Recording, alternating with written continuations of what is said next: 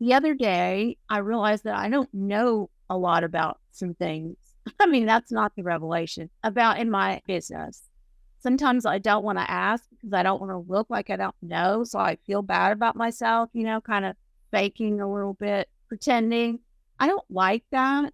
I want to feel at ease in what I do in my business, but yet I want to do something I really like.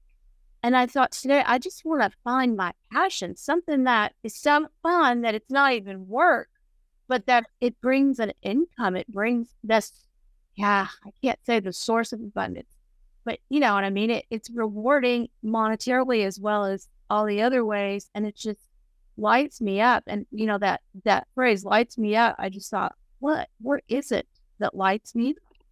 And, because money has been a bugaboo for me for a little while. And that's my story, and I'm apparently still telling it. So yeah, finding that cool thing that makes me want to jump out of bed, that kind of stuff. So can you talk about that?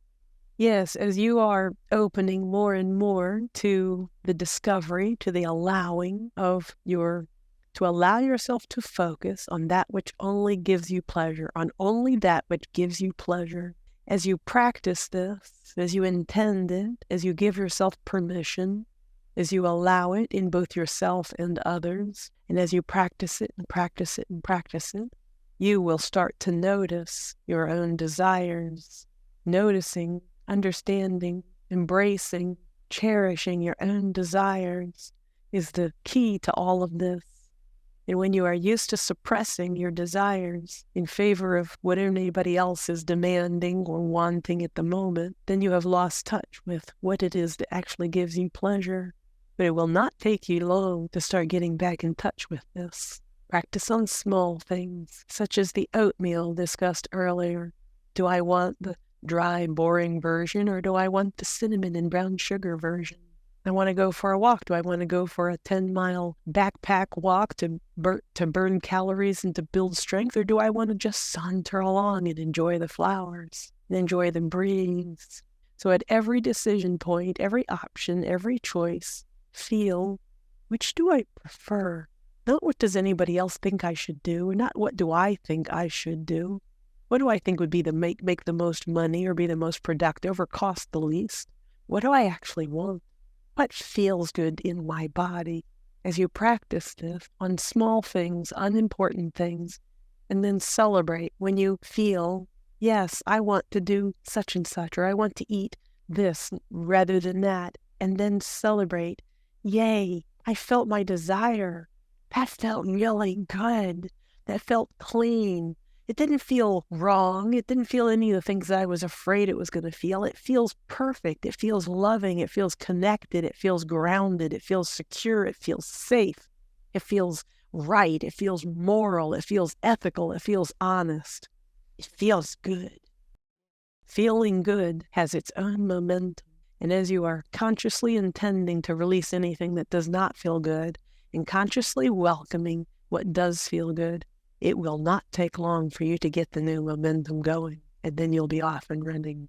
That sounds fabulous.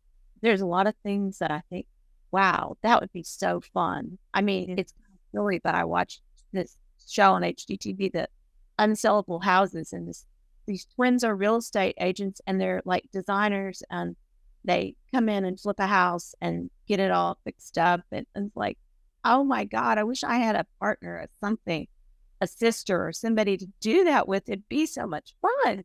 And, as you appreciate, as you see something like this that really lights you up, appreciate it and be sure you are not adding the but. Oh, yeah. I don't have anybody like that. Yes. But I don't have that. But I don't have that kind of reputation yet. But I don't have the money it would take. There's a lot of buts coming out of you. Release the but.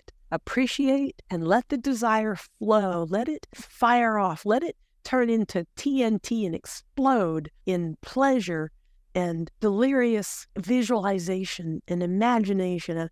Take it to the moon. Tell your vortex story. I remember that time that I was first starting out doing these incredible flips with designer this and designer that, and and I wasn't really sure what I was doing, but I just did it anyway, and it felt good. And then all the money just started flowing in, and the abundance was everywhere. And I started getting on TV and on radio, and the next thing I knew, I was on the cover of the New York Times or the New York Post or some Oprah Winfrey or somebody like that. And it was really fantastic.